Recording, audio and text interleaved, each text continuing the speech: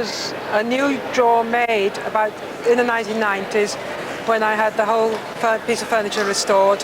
I was a bit alarmed at the price, actually. It cost me £100, just that little drawer made. But it's been beautifully made. I mean, firstly, compare the dovetails. You've got the older one here in this hand, slightly darker. Obviously, it's had lots more wear and use and everything. It's been more exposed to the air and oxidized a bit.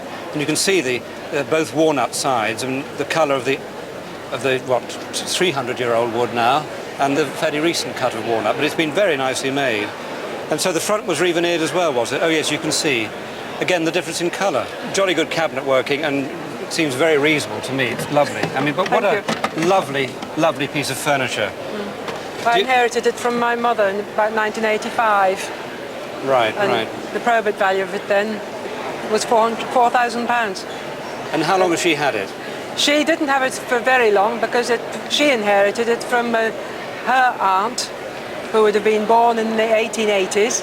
And we think it's been in the family longer than that. I mean, it's called a secretaire chest, or a secretaire chest on chest. Chest on chest. This lovely writing dress. What I like about this is when you close it up, you wouldn't know that it was a secretaire, would you? I mean, if you just saw the photograph, you think it was just a chest on chest. That's right. That's what I've heard it described as. Sometimes called a tall boy. Yes.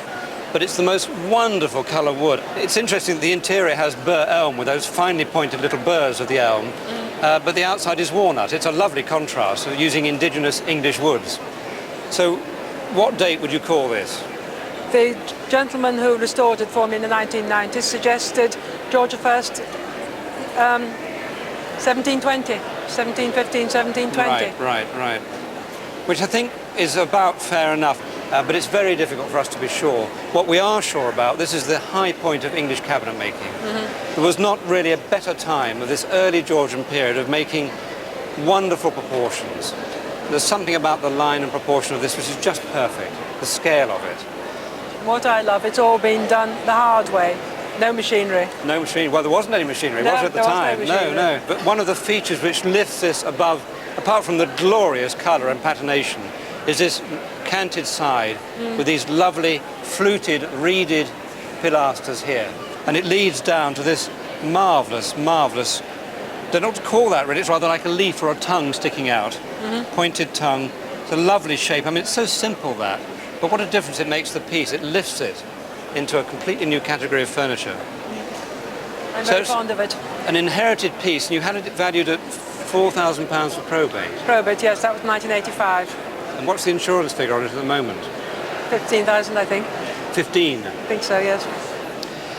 Well, I'm delighted to say that you're desperately underinsured with that. No. I think this would make easily at auction, between £20,000 and £30,000, and possibly even a bit more. Goodness. So if you wanted a proper insurance price on it,